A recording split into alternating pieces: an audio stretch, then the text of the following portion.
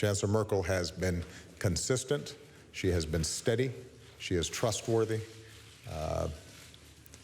She has a really good sense of humor that she doesn't show all the time at press conferences. She's much more serious in front of all of you.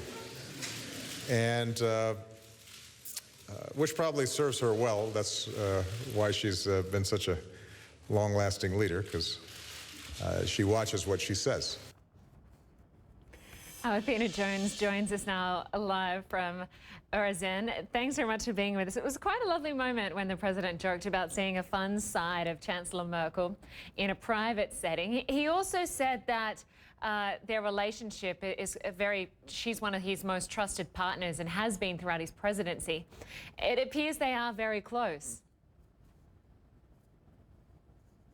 It does, and it is interesting to hear him use some of the same language we heard him use in the UK when speaking about the relationship with UK Prime Minister David Cameron. He and Chancellor Merkel have developed a close relationship over the years. It's the longest working relationship he has with any world leader, because she was already in office as Chancellor when he assumed the presidency. And over the years, he's come to trust her, as we heard him say. And also, of course, the relationship between the U.S. and Germany is a close one. He talks of Germany as a strong, close ally, an indispensable partner. But yes, we've seen when the two of them greet each other, Chancellor Merkel and President Obama, they greet each other warmly with hugs and kisses. And so it's clear that over the course of these almost 8 years, they've developed quite a friendship. And that was on display at that press conference, Lynda.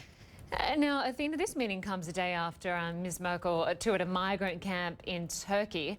What did the two say about the migrant crisis?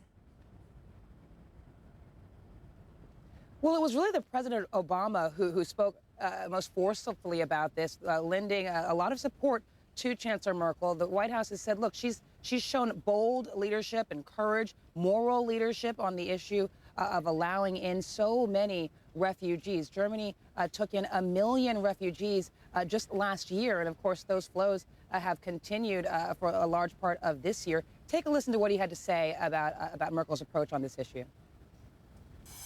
What's happening with respect to her position on refugees here in Europe? She is on the right side of history on this. And for her to take on some very tough politics